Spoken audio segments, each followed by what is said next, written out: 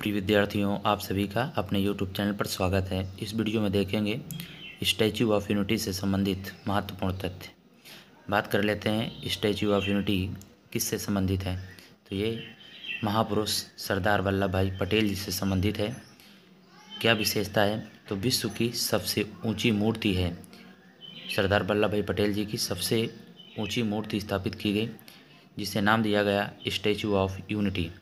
बात कर लेते हैं इस स्टैच्यू ऑफ यूनिटी के जो डिजाइनर हैं वो कौन है। तो राम वी सुतार, वी मतलब onesie, Ram onesie Sutar designer हैं, जो कि पद्म भूषण से सम्मानित हैं। तो डिजाइनर कौन है? राम वनजी सुतार जी इसके क्या हैं?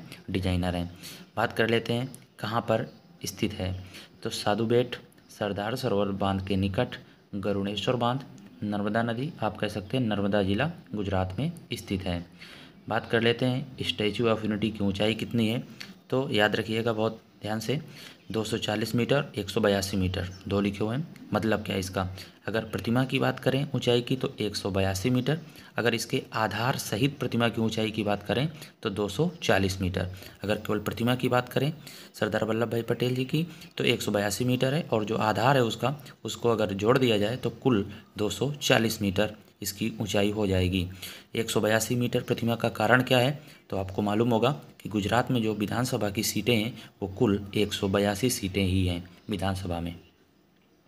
बात कर लेते हैं नींव कब रखी गई। तो इसकी नींव 31 अक्टूबर 2013 को रखी जाती है, जब गुजरात के उस समय आप कह सकते हैं मुख्यमंत्री नरेंद्र मोदी जी होते हैं, तब से इसका नींव रख दी जाती है। इसके बाद शिलान्यास कब होता है? तो आप याद रखेंगे इसका शिलान्यास 31 अक्टूबर 2018 को प्रधानमंत्री नरेंद्र मोदी जी द्वारा किया जाता है।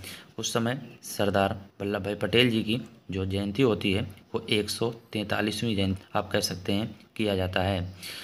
कंपनी की बात कर लेते हैं तो लार्सन एंड टुब्रो कंपनी इसका क्या करती है? इसके लिए निर्माण कार्य के लिए आप कह सकते हैं कि टुब्रो कंपनी। बात कर लेते हैं खर्च कितना आता है। तो 2989 करोड़ रुपए, कहीं कहीं आप कह सकते हैं कि 2989 लिखा होता है और 2990 भी लिखा होता है लगभग में। मजदूर कितने लगे थे? 2500। इंजीनियर कितने? 200।